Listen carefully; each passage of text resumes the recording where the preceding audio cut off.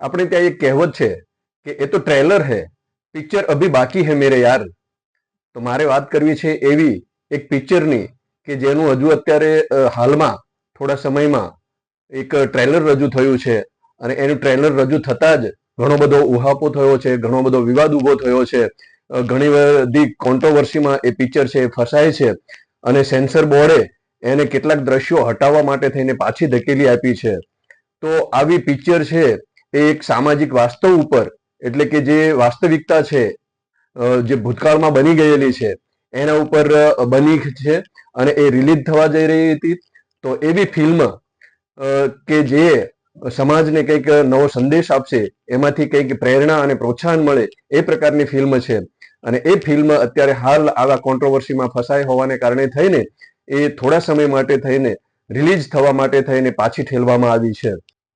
આ ફિલ્મ છે એ મહાન સમાજ સુધારક એવા મહાત્મા જ્યોતિરાવ ફૂલે અને એમના પત્ની સાવિત્રીબાઈ ફૂલે એના જીવન ઉપર આધારિત અને એમને જીવનમાં જે કંઈ કષ્ટો સહન કર્યા છે, જે કંઈ સામાજિક કાર્યો કર્યા છે, સમાજમાં ચાલતા કેટલાક અનિષ્ટો, કેટલાક દૂષણો, કેટલાક એ પ્રકારના કુરિવાજો એને બંધ કરવા માટે થઈને જે કદમો ઉઠાવ્યા છે, જે સાહસ કર્યું છે, એનું એની અંદર આલેખન છે અને એ દેખાડવા માટે થઈને આ ફિલ્મ જઈ રહી હતી. તો એમાં કેટલાક દ્રશ્યો એવા સામાજિક વાસ્તવના મૂક્યા છે જે ખરેખર રિયાલિટી દર્શાવે છે, વાસ્તવિકતા દર્શાવે છે.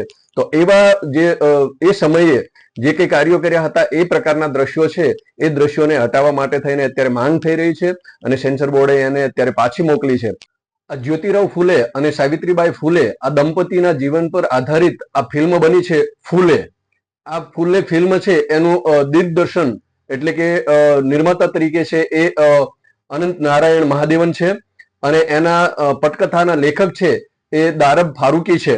અને આ ફિલ્મ છે એના મુખ્ય રોલમાં એટલે કે મહાત્મા જ્યોતિરાવ ફૂલે એમના પાત્રમાં છે પ્રતિક ગાંધી છે અને સાવિત્રીબાઈ ફૂલે છે એમના પાત્ર તરીકે પત્રલેખા છે, એમને પોતાનો અભિનય આપ્યો છે. આમ તો આ ફિલ્મ છે 11 એપ્રિલના રોજ રજૂ થવાની હતી, જે દિવસે મહાત્મા જ્યોતિરાવ ફૂલેનો જન્મદિવસ છે. તો આ જન્મદિવસે એમની આ ફિલ્મ રિલીઝ થવાની હતી, પરંતુ આ કોન્ટ્રોવર્સીના કારણે થઈને એને બંધ રાખવામાં આવી છે. કેટલાક દ્રશ્યો હટાવી દેવા માટે થઈને સેન્સર બોર્ડે પાછી મોકલી છે. હવે એ 25 એપ્રિલના રોજ રજૂ થવાની છે એવી સંભાવના થઈ રહી છે, બતાવાઈ રહી છે કે 25 એપ્રિલથી એ રજૂ થશે સિનેમાઘરોમાં. પણ એ સમયે એ કયા પ્રકારે રજૂ થશે, એમાંથી કેટલા દ્રશ્યો કાઢી નાખવામાં આવ્યા હશે, ખરેખર રિયાલિટી શું હતી, એમાં વાસ્તવિકતા શું હતી અને એ વાસ્તવિકતાને કઈ રીતે એમાંથી એ સીનો છે દૂર કરવામાં આવ્યા છે, તો એ તો પિક્ચર આવે ત્યારે ખબર પડે. પણ અત્યારે હાલ એનું એક ટ્રેલર રજૂ થયું છે અને એ ટ્રેલરમાં કેટલાક દ્રશ્યો બતાવવામાં આવ્યા છે. એ દ્રશ્યોને લઈને આ પ્રકારનો વિવાદ થઈ રહ્યો છે. આ પહેલા પણ આપણે ત્યાં ઘણી બધી ફિલ્મો છે એ રિલીઝ થઈ છે, ઐતિહાસિક ફિલ્મો છે, પૌરાણિક ફિલ્મો છે, આ પ્રકારની સામાજિક ફિલ્મો છે. તો દરેક પ્રકારની જે ભૂતકાળને લઈને દર્શાવવામાં એના સીન છે, એના દ્રશ્યો છે એ દર્શાવવામાં આવે છે અને એમાં કેટલાક દ્રશ્યો છે એ પ્રકારના અમુક સમાજને અથવા તો અમુક પ્રકારના લોકોને એ ગમતા નથી હોતા, એના કારણે થઈને એને દૂર કરાવવા અથવા તો એમાંથી હટાવવા માટેની માંગ ઉઠે છે અને પછી એ દ્રશ્યો છે એને હટાવવા માટે થઈને એ કોન્ટ્રોવર્સીમાં ફસાય છે, કેટલાક વિવાદોમાં ફસાય છે અને પછી ખરેખર જે રિયાલિટી બતાવવાની હોય, ખરેખર જે વાસ્તવિકતા બતાવવાની હોય એ ફિલ્મમાં આવતી નથી. અને જેના કારણે થઈને એ ફિલ્મ છે એનો ચામ છે એ મરી જાય છે, એનું જે ઉદ્દેશ હોય છે, એનો જે હાર્દ હોય છે, એનો જે હેતુ હોય છે એ હેતુ સિદ્ધ થતો નથી.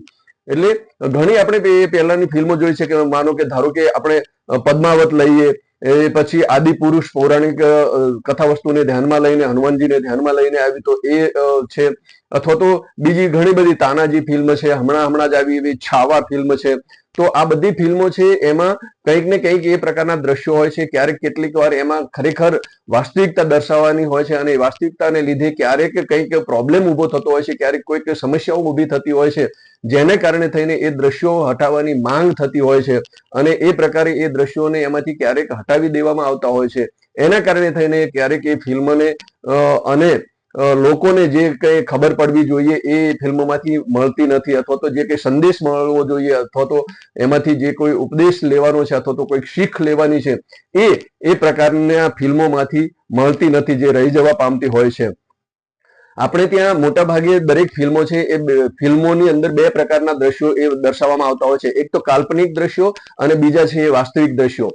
ઘણીવાર એવું બનતું હોય છે કે ફિલ્મ નિર્માતાઓ છે અથવા તો એની સાથે જોડાયેલા લેખકો છે, દિગ્દર્શકો છે અને નિર્માતાઓ છે, જેને આપણે એમ કહીએ છીએ કે રાઇટર છે, પ્રોડ્યુસર છે અને ડિરેક્ટર છે, આ લોકો ફિલ્મની અંદર ક્યારેક તોડજોડ કરતા હોય છે અથવા તો તોડ મરોડ કરીને પોતાની ફિલ્મ છે એ સારી રીતે ચાલે એવા પણ પ્રયત્નો થતા હોય છે. એના લીધે ક્યારેક કેટલાક કાલ્પનિક દ્રશ્યો એમાં ઉમેરવામાં આવતા હોય છે, તો કેટલાક ખરેખર રિયાલિટી સમાજ સુધી પહોંચે, ખરેખર સમાજને એની વાસ્તવિકતાની ખબર પડે એના માટે થઈને ખરેખર જે તે સમયે જે કંઈ બન્યું હોય એ વાસ્તવિક રીતે બતાવવાનો પણ પ્રયત્ન થતો હોય છે.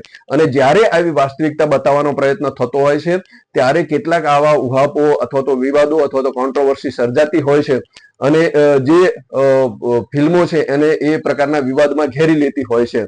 તો ખરેખર જો એ કોઈ પણ ફિલ્મ હોય તો એ વાસ્તવિકતા ઉપર રચાઈ હોય અથવા તો એની જે રિયાલિટી છે એ દર્શાવતી હોય તો ખરેખર એવી ફિલ્મ છે એ રજૂ થવી જોઈએ, લોકો સુધી પહોંચવી જોઈએ. એમાં એનો સંદેશ શું છે, એમાંથી એની શીખ શું છે, એમાંથી લોકોને શું પ્રેરણા મળી શકે એમ છે, કયા પ્રકારનું પ્રોત્સાહન મળી શકે છે, એ ખૂબ મહત્વનું હોય છે. એટલે આવા પ્રકારની ફિલ્મો છે એ જે વાસ્તવિકતાનું નિરૂપણ કરતી હોય, એની રિયાલિટી છે એ દર્શાવતી હોય તો આ પ્રકારની ફિલ્મો ખરેખર રજૂ થવી જોઈએ. એમાં કોઈ ઉહાપો ન થવો જોઈએ, એમાં કોઈ પણ વર્ગ આવતો હોય, કોઈ પણ જાતિ આવતી હોય તો એ જાતિએ પોતે પોતાના ઉપર લઈ લેવાનું હોતું નથી. જે તે સમયે જે તે સમય અને સંજોગો અને પરિસ્થિતિને પ્રમાણે એ સમયે એવું કંઈક બન્યું હોય છે એ રિયાલિટી છે એ અત્યારે આ ફિલ્મોની અંદર દર્શાવતા હોય છે. તો એ પ્રકારની ફિલ્મ છે એ આ ફૂલે, મહાત્મા જ્યોતિરાવ ફૂલે અને સાવિત્રીબાઈ ફૂલે એમના બંનેના જીવન ઉપર આધારિત છે. એમના જીવનની અંદર જે કઈ ઘટનાઓ ઘટી છે, જે કઈ પ્રસંગો બન્યા છે, જે કોઈ પરિસ્થિતિ ઊભી થઈ છે એની અંદર આલેખન કરવામાં આવ્યું છે, એની અંદર નિરૂપણ કરવામાં આવ્યું છે, એને દ્રશ્યાંકન કરવામાં આવ્યું છે. તો એ પ્રકારની આ ફિલ્મ છે અને આ ફિલ્મ છે એ જે તે પ્રકારે જો વાસ્તવિકતા અથવા તો એની રિયાલિટીને દર્શાવતી હોય તો ચોક્કસપણે એમ કહીશ કે ચોક્કસ અને ચોક્કસપણે એ જ પ્રકારના દ્રશ્યો સાથે રિલીઝ થવી જોઈએ.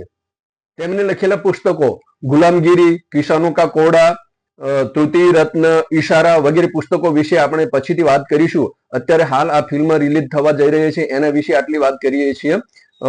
પછીથી આ દરેક પુસ્તક છે એક એક પુસ્તક લઈને એમાં શું આલેખન થયું છે, કઈ રીતનું નિરૂપણ થયું છે, એમાં શું દર્શાવવામાં આવ્યું છે એની વાત વિગતે ફરીથી કરીશું. ત્યાં સુધી જોઈએ આ ફિલ્મમાં શું થાય છે એના વિશે.